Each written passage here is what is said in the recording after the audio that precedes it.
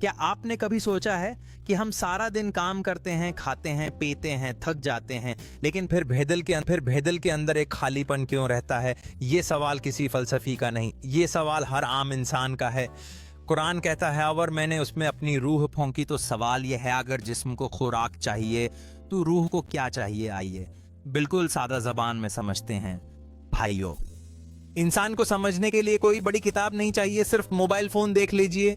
ये मोबाइल आज का जिस्म है, जब तक चार्ज है ये चल रहा है, चार्ज खत्म फोन बंद। यही हाल इंसानी जिस्म का है। रोटी, पानी, नींद, ये सब जिस्म की चार्जिंग है।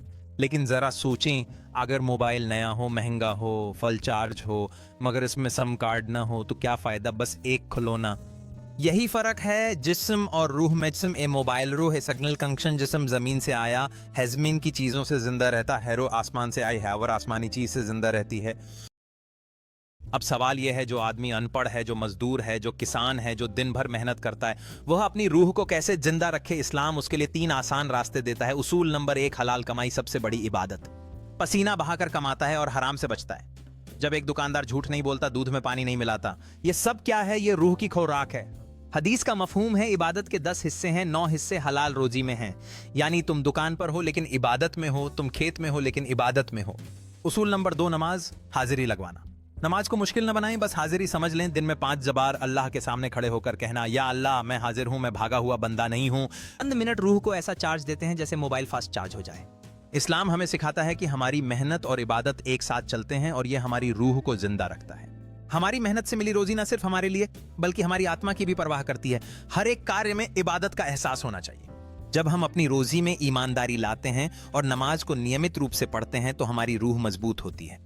जब आप किसी प्यासे को पानी देते हैं, किसी कमजोर से नरमी से बात करते हैं, किसी गरीब का दिल नहीं तोड़ते और दिल के अंदर एक अजीब सा सुकून उतरता है। यह सुकून रूह की गर्जा है। अगर आप सारा दिन घोड़े को खिलाते रहें और सवार को भूखा रखें तो क्या होगा? यही होता है गुनाहों में।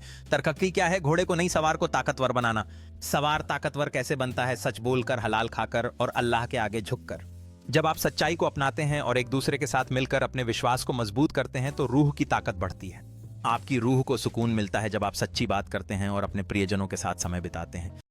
जिस्म मिट्टी के जरों से बना है, एटम्स से, और एटम्स एक दिन बखर जाते हैं, मगर इंसान की पहचान अस्की में अस का शऊर वो खत्म नहीं होता।